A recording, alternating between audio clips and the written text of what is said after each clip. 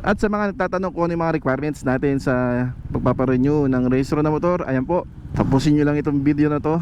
Ano yung malalaman kung ano yung mga requirements.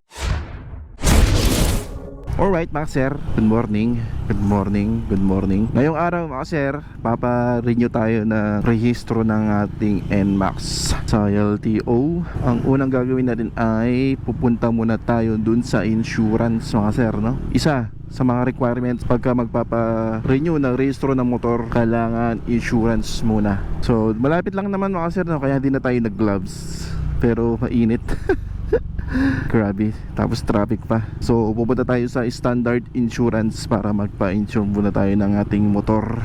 Hindi ko na ma-recover mga sir kung magkano yung insurance. Alam ko 300 yung two wheels yung motor Hindi ko na maalala. Pero ang natatandaan ko is 300 lang. Tingnan natin mamaya mga sir, no? Hindi ko na matandaan sa banda yung insurance dito. Ayun, dito standard insurance. Alright. So sa second floor, kunin ko lang mga papeles natin mga sir.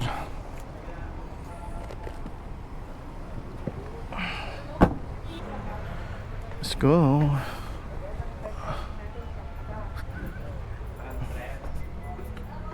Tanggal muna tayo ng helmet dito mga sir. Standard insurance. Ayan. So,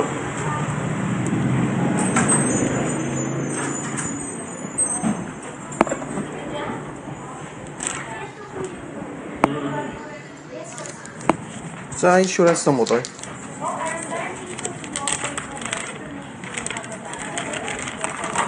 ORCR.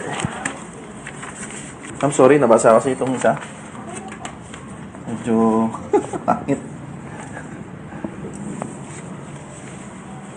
Or yung old na lang. Yung old na insurance. Wala naman ma'am. Para mas mabilis ko sa kanya. Sorry pangit. Thank you. Okay po. Ang baho tingnan. Sir, 300. 300 man. Ito yung old, ito yung bago.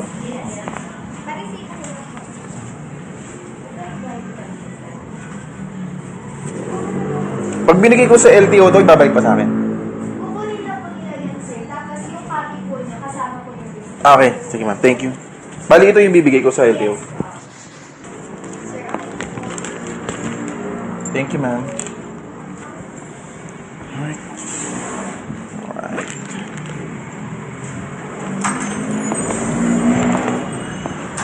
Alright, ganun lang kabilis mga sir. Grabe, ang bilis ha.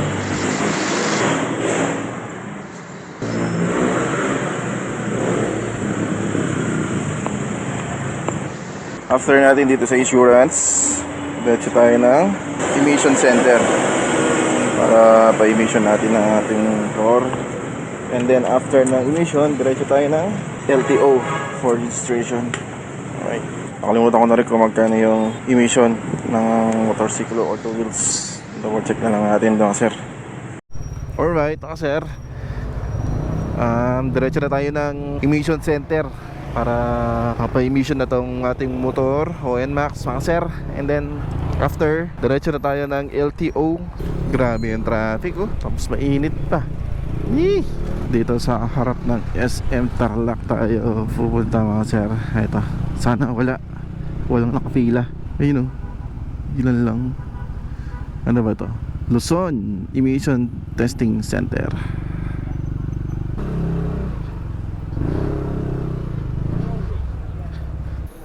Ano kasing kailangan? ORCR. Stencil pala. Kailangan ba yung stencil? Oh, meron ng insurance. Kailangan ba ng stencil yan? Kailangan mo wala ng stencil. Mapila tayo mga sir. Ay, ito yung vlogging setup natin sa helmet mga sir. Diba? Stick. Kalimutan ko, isa pala sa mga requirements yung stencil ng motor. Okay, tayo na next.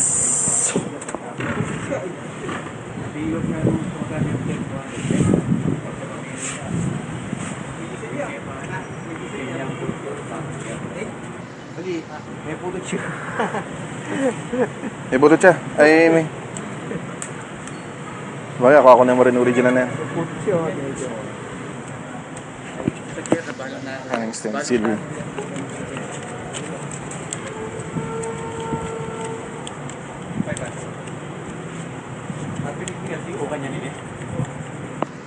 Meron pa sa ilalim.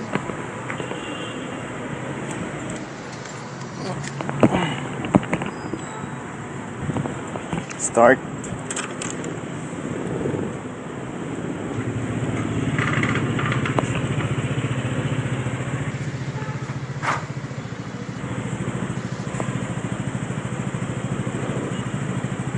Thank you, boss.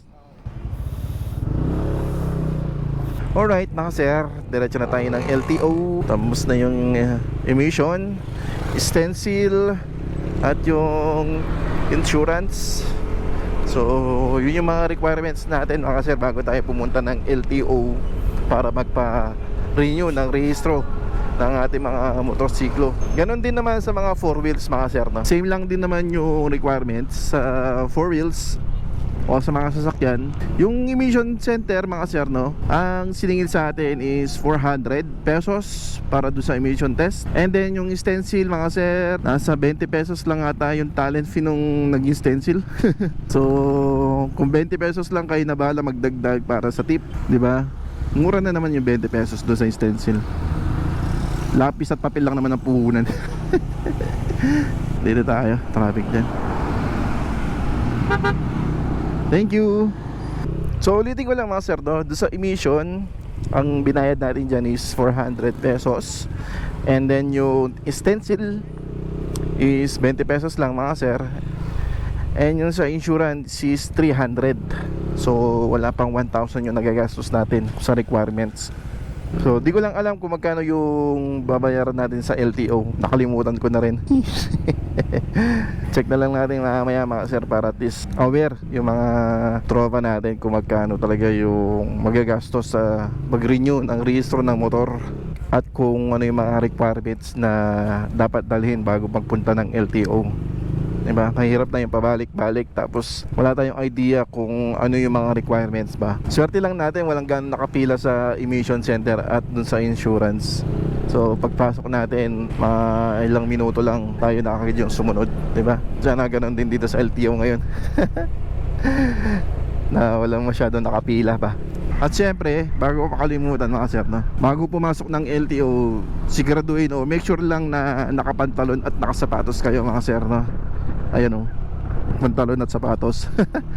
Kasi last na nagpa-renew ako ng sasakyan, hindi tayo pinapasok dahil naka-slippers lang tayo o tsinelas. Bawal pa lang ang naka-tsinelas pag sa office ng government. Hindi ko lang alam sa iba, pero na-experience ko, bawal pa lang pumasok pagka hindi ka naka-proper attire. Ito na ang LTO, Tarlac City Schools Division Office. Right. TCSDO Annex Building. Ayan. At ang sumunod, ang Land Transportation Office, Tarlac District Office. Exit lang ba to? O, dito na lang tayo.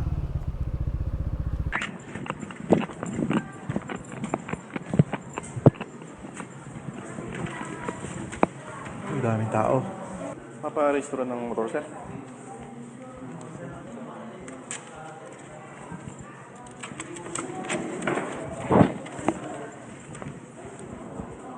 Si public assistant yung magbibigay sa inyo ng number. Okay. Sige pa, pwede na po kayo mo. At tao? Sabi? Sa Windows. Okay. Pakihawak ko yung number ko. 056. Oh.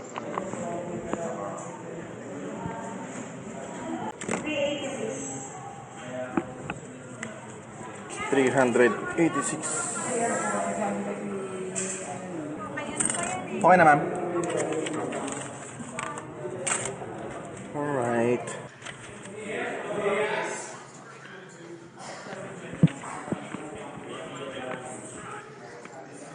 Excuse me. Sa inyo po mga Ano po yung... Excuse me. Alright. Alright, bye-bye LTO. We are done. Woo! So, alright mga sir, wala na naman tayong inaalala sa ating mga biyahe, lalo na pagka long drive, dahil alam natin, kompleto ang ating mga dokumento. Diba? Hindi siya ganong kabilis na sir no, ngayon, kasi marami nakapila. Grabe. Buti na lang malakas yung aircon ng LTO ng Tarlac. Di ganong malisangan. Diba? Kahit na crowded sa loob. At ayun nga sir, ang binayad ko lang sa LTO ng renewal of registration ay 386 pesos lang. Diba? Baba-aba. Review lang natin yung mga requirements na kinuha natin bago tayo pupunta ng LTO hanggang makapagpa-radio tayo mga sir do. Una, pumunta tayo sa standard insurance para kumuha ng insurance para sa ating motor. Ay nagkakalaga ng 300 pesos. Ayan mga sir. And then pangalawa, pumunta tayo sa emission center para magpa-emission ng ating motor. So nagas natin sa emission is 400 pesos. And then pangatlo, sir, yung stencil. Ayan, kailangan ng stencil ng ating motor. Nakita nyo naman kanina sa ating video dito sa bandang upuan at yung sa chassis yata yun, sa body. Ang talent fee lang nung nag-stencil is 20 pesos o 20 pesos only. Pagka nakumpleto yan mga sir no, pwede na tayong tumuloy ng LTO, dala ang ating mga requirements, and then sasabit lang naman doon. Tapos i-review lang naman nila yung mga requirements mo mga sir, kung kumpleto at tama, yun na. Hintayin mo lang ang iyong pangalan sa cashier at iyong babayaran. Magbabayad ka lang ng 386 pesos. Ayan. So magkano lahat yan? Kaya na bala mag-compute mga sir. Mahina tayo sa mathematics. At sa mga nagtatanong kung ano yung mga requirements natin sa pagpaparenew ng registro na motor, ayan po, tapusin nyo lang itong video na to.